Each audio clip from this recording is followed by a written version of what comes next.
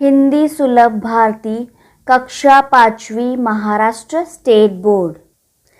तो बच्चों, आज हम देखेंगे पहली इकाई का पाठ क्रमांक 3 योग्य चुनाव। योग्य चुनाव। तो बच्चों, आइए यह पाठ हम पहले दोहराते हैं। राजा मंगलसेन के मंत्री जगतराम बूढ़े हो चुके थे। उन्होंने राजा से स्वयं को सेवामुक्त करने की विनती की। राजा मंगलसेन ने कहा, आप पहले अपने जैसे सेवाभावी, परोपकारी और ईमानदार मंत्री का चुनाव कर लीजिए, तभी आपको सेवामुक्त किया जा सकता है। जगतराम ने आदेश दिया, राज्य में ढिंढोरा पिटवा दो कि राज्य के नए मंत्री का चयन अगले गुरुवार को किया जाएगा।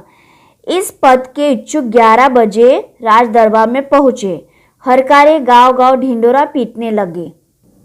तो बच्चों, इस पैराग्राफ में दिया है कि एक राजा मंगलसेन था और उसका एक मंत्री था जगतराम, जो अब बहुत ओल्ड हो चुका था और उससे कोई भी काम नहीं होते थे।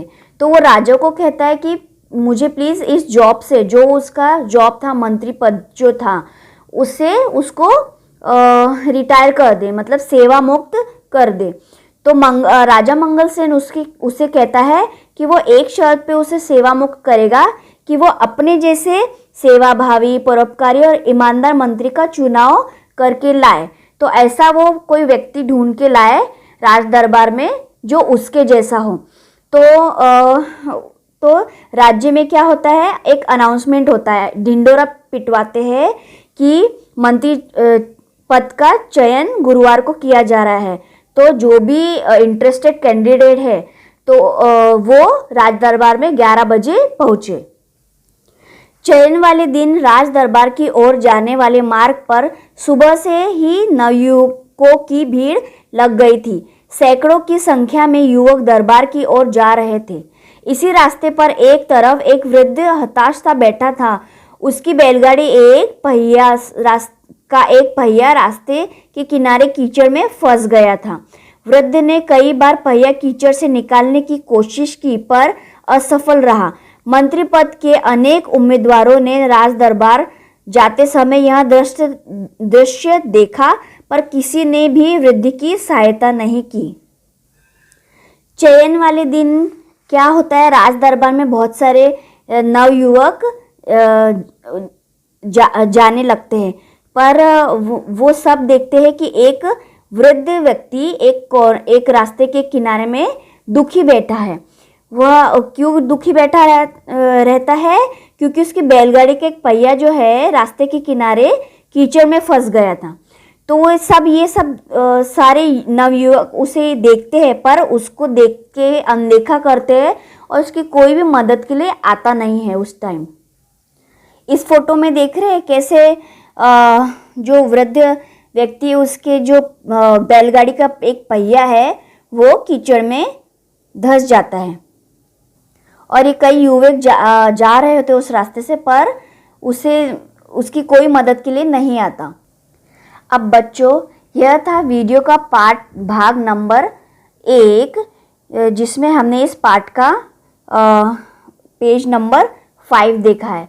अब वीडियो के भाग 2 में हम इसका नेक्स्ट पेज देखेंगे, पेज नंबर 6। अब बच्चों, वीडियो के इस दूसरे भाग में हम इस पाठ का नेक्स्ट पेज नंबर 6 देखेंगे। उम्मीदवार युवकों में एक था कर्मवीर। कर्मवीर निर्धन परिवार का प्रतिभाशाली नवयुवक था।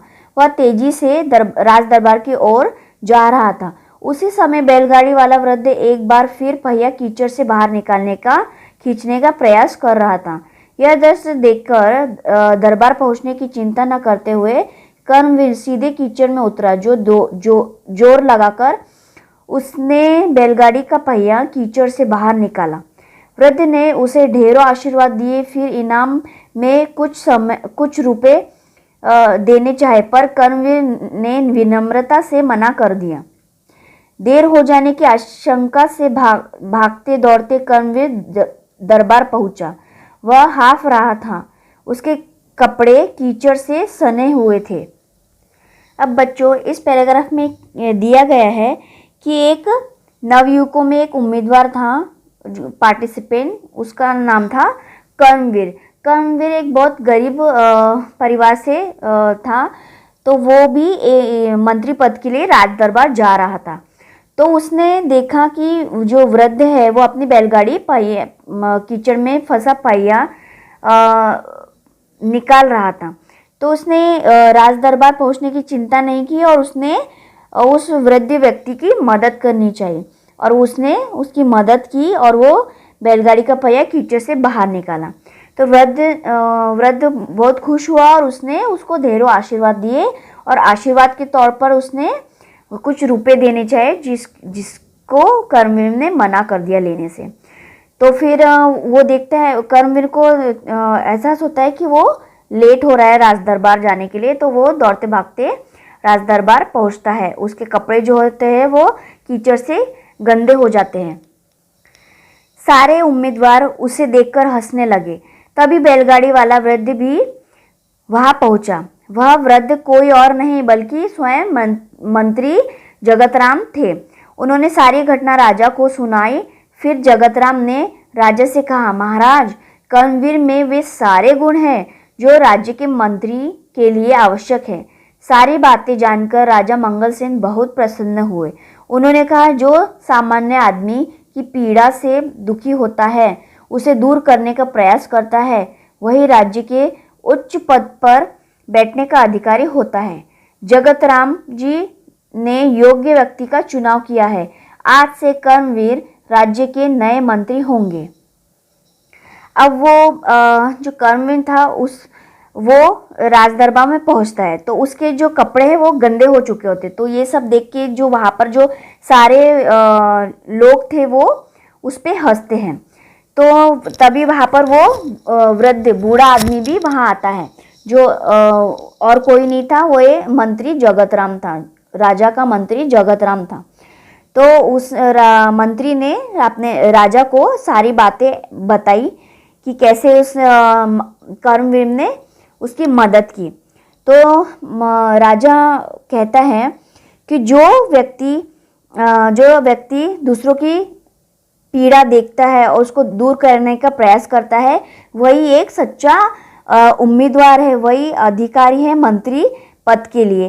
तो वो राजा क्या कर्मवीर को मंत्री पद के लिए चुन लेता है।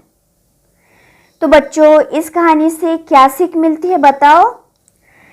इस कहानी से हमें सीख मिलती है कि चुनाव में व्यक्ति के गुणों को ही महत्व देना चाहिए। गुणी व्यक्ति ही अपने पद की प्रतिष्ठा बढ़ा सकता है। तो बच्चों भाग 2 के साथ हमारा यह पाठ योग्य चुनाव समाप्त होता है। अब भाग 3 में हम कुछ प्रश्न उत्तर देखेंगे।